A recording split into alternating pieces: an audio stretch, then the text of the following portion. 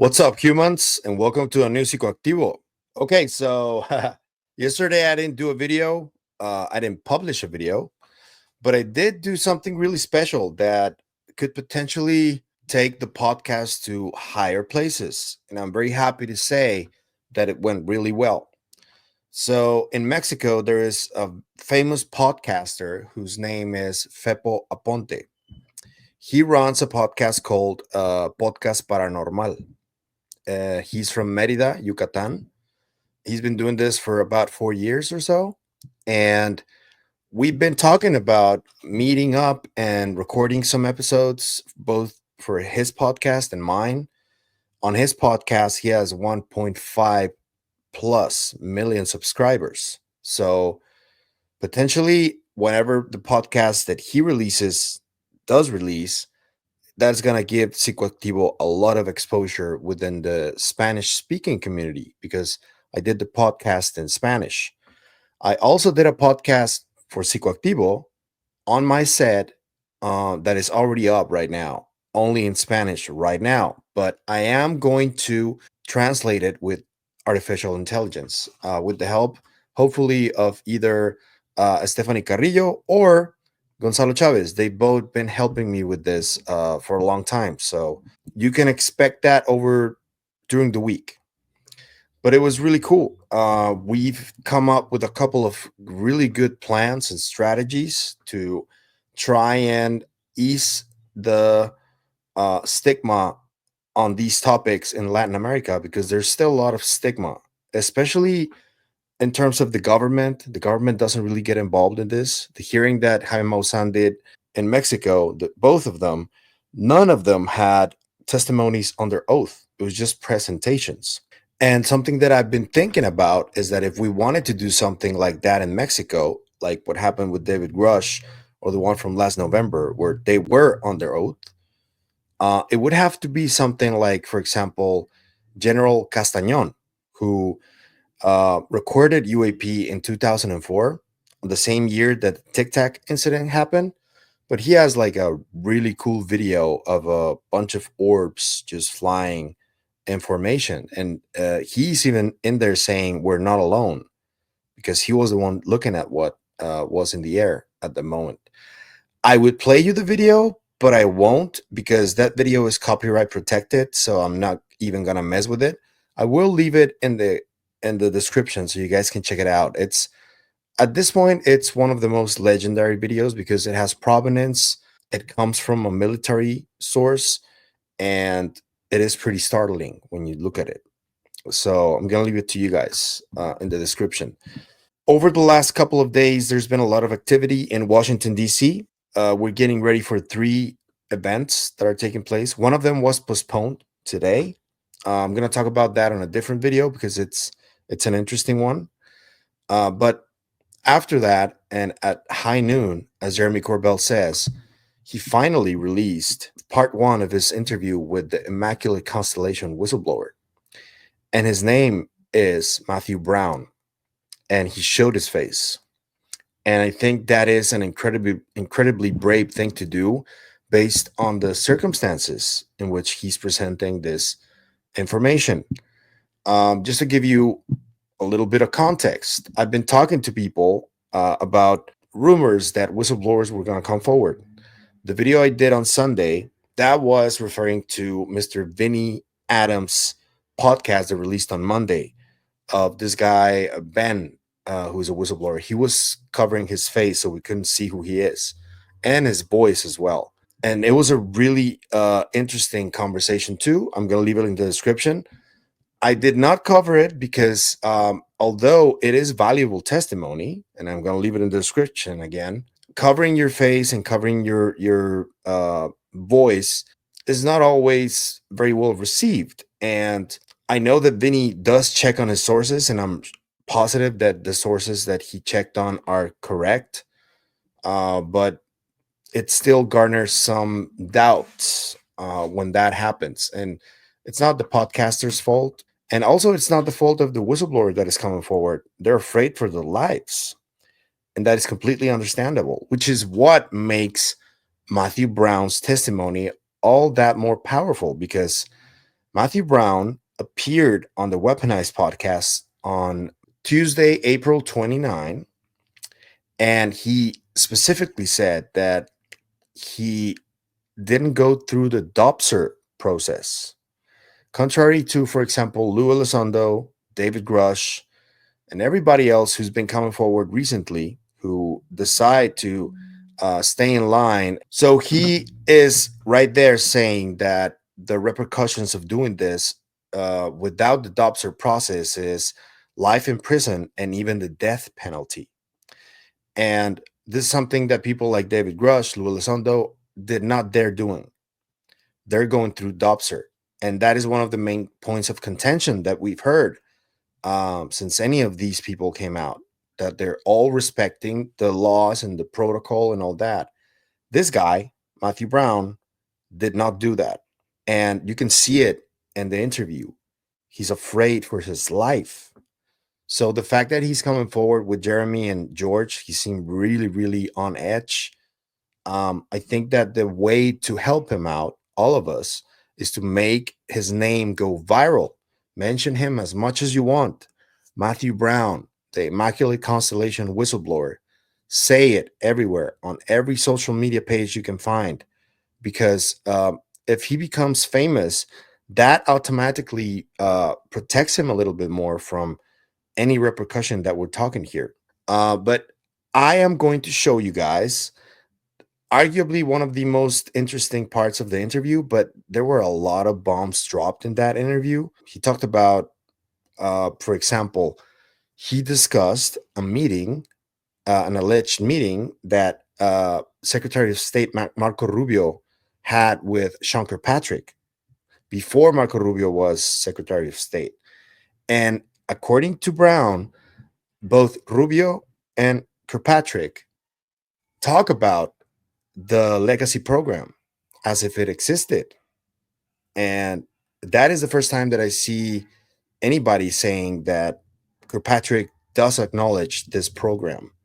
So that's pretty significant. That's at the very end of the video because that's a teaser for the second part that Jeremy himself said that it's going to either come out on a weekly basis, it's 3 parts, or sooner, he said.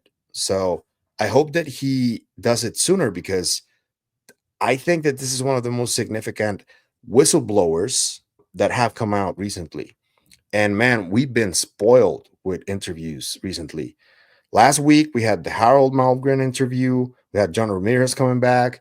By the way, Ramirez was on the Twitter space, I think, yesterday, and he put in doubt the Immaculate Constellation Whistleblowers information. And then a day later, Matthew Brown comes forward. So that was interesting too. But in general, what I think was the most interesting part for me was this. So the next slide, the third slide about, just jumps straight into the mission of this app and showing what apparently the results of that mission are. And it's a collection incident in the Pacific Ocean. The subject of collection is several Russian naval intelligence vessels in the middle of the ocean at night. And above those vessels is a large black triangle floating in the air. Did you get that? A black triangle floating in the air. And if you guys remember, Tom DeLonge was one of the first people that talked about one of these on the Joe Rogan podcast. He even showed a video that people claim it's been debunked, but he showed it as if it was real. And it's a really startling video, if you ask me. If somebody who's like a real expert on CGI did that, he did a wonderful job because it looks real. And it's from a night vision camera. I'm going to show it to you guys while I speak so you guys can check it out. But yeah, a black triangle in Russia. It's an image. It was big. The legendary TR3B, they call it.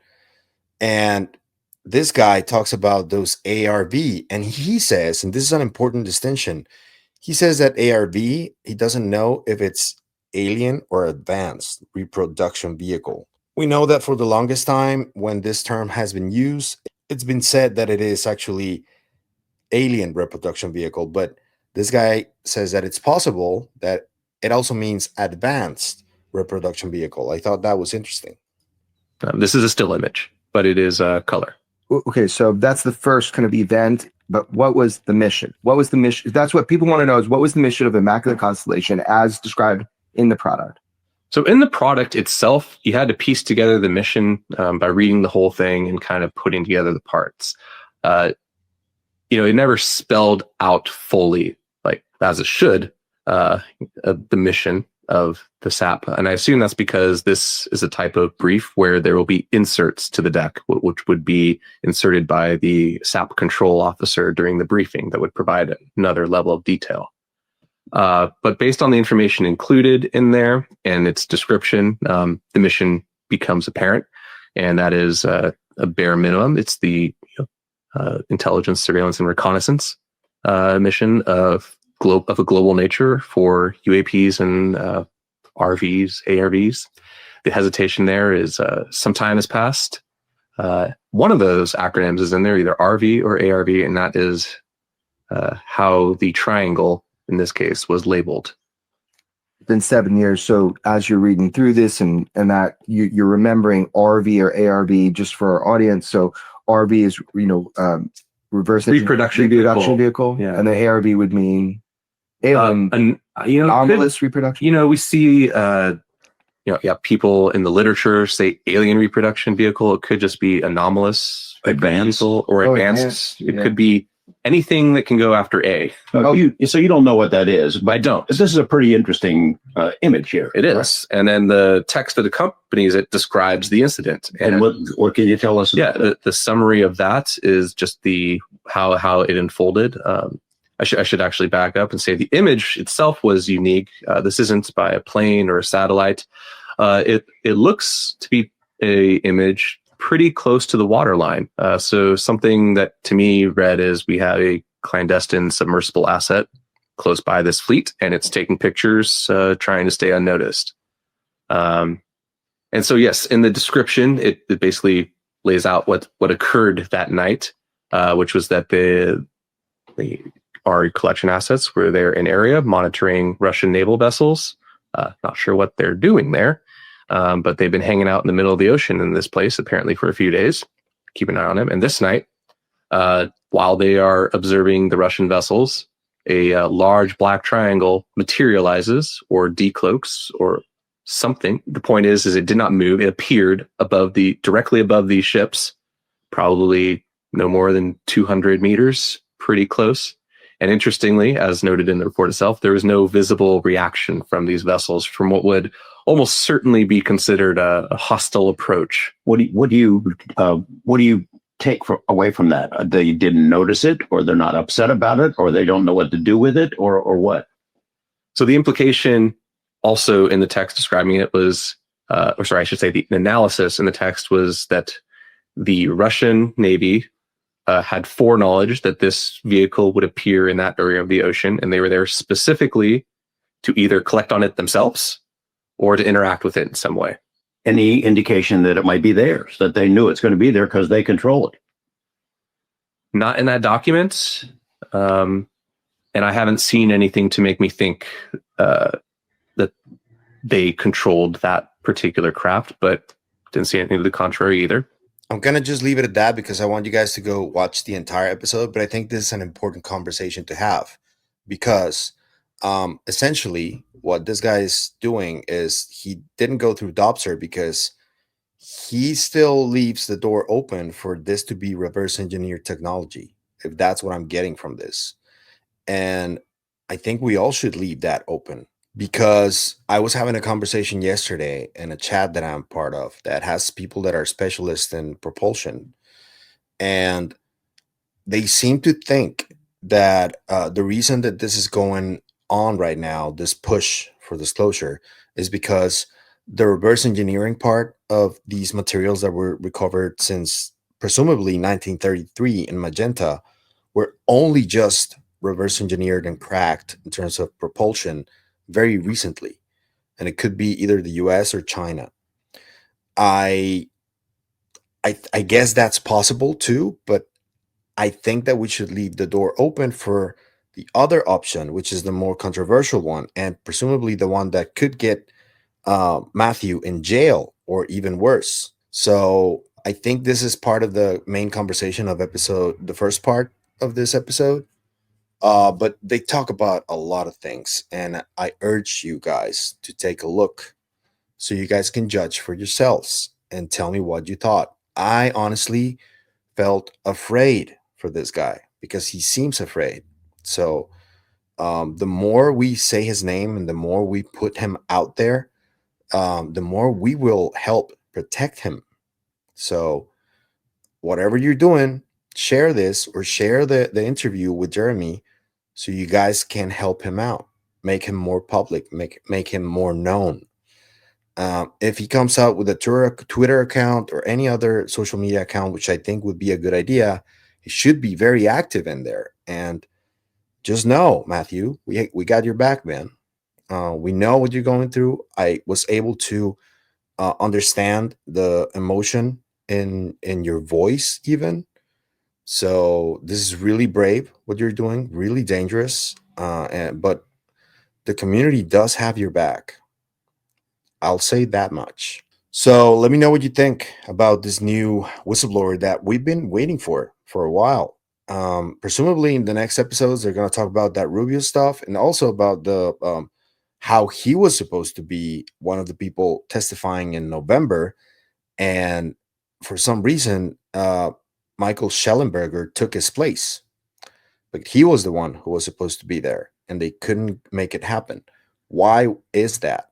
I would love to know. And let's hope that Corbell is happy with the result of this and he releases that second part tomorrow, if necessary, because we need to know everything that happened and we need to protect this guy. He's a hero. That's what a hero looks like. So yeah, let me know what you think in the comments. If you like the content you see, I'm gonna ask you to please like, share, comment, subscribe, hit the bell icon so you can get notified when a new video drops. If you want to support the channel in any other way, there's a bunch of links down there. You can support us on KGRA, or you can also consider becoming a member, maybe. That'd be really cool. That's it for me today on this video. Thank you for the support as always. And remember, stay curious, stay inquisitive. I'll see you on the next one. Bye.